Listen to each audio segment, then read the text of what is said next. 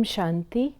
आज 1 जून 2021 है और आज की मुरली में बाबा ने कहा कि संगम युग पर यदि हम बच्चे अपना सब कुछ, अपना कखपन देह सहित बाबा को अर्पित कर देते हैं, सौंप देते हैं, इंश्योर कर लेते हैं, तो बाबा हमें उसके रिटर्न में 21 जन्मों तक रिटर्न देते रहते हैं। साथ ही बाबा ने कहा कि हमें पवित्रता के आधार पर अपने आप को लायक बनाना है, जो हम बाबा और मम्मा की गद्दी नशीन बन सके। आज की मुरली में बाबा का वरदान है, निमित्त बनी हुई आत्माओं द्वारा कर्म योगी बनने का वरदान प्राप्त करने वाले मास्टर वरदाता भव। निराकार शिव बाबा ने ब्रह्मा बाबा का साकार माध्यम लिया और हम बच्चों को ज्ञान सुनाया, लेकिन साथ ही साथ ब्रह्मा बाबा फर्स्ट एग्जाम्पल बने साकार रूप में, जिन्होंने बाबा की सारी शिक्षाओं को फॉलो किया और अव्यक्त फरिश्ता बन गए। इसी प्रकार बाबा के अंग संग रहने वाली अनन्य जो हमारी दादियाँ हैं, वरिष्ठ भाई, वो भी बाबा को उन्होंने देखा, मम्मा को देखा और उनको देखकर वो वरदान पाया।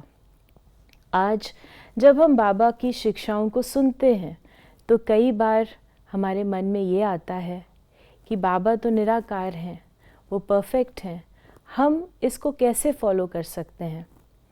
तो यद्यपि ब्रह्मा बाबा हमारे सामने नहीं है, लेकिन हमारे वरिष्ठ हमारे सामने हैं, हमारी बड़ी दीदियाँ दादियाँ हमारे सामने हैं, वरिष्ठ भाई हमारे सामने हैं। और जब हम निमित्त बनी हुई आत्माओं को देखते हैं कि कैसे उन्होंने अपने जीवन को त्यागी, तपस्वी, सेवा के रूप में बदल दिया, परिवर्तित कर दिया, जो हमारी ही तरह थे, हमारी ही तरह उनका भी जीवन था, लेकिन किस प्रकार से शिव बाबा की शिक्षाओं को उन्होंने अपने जीवन में लाया और संभव कर दिखाया।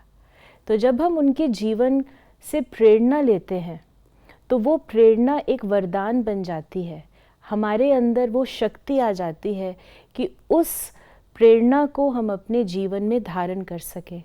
और जब हम अपने जीवन में धारण करते हैं तो हम औरों को प्रेरणा देने के निमित्त बन जाते हैं, वरदाता बन जाते हैं।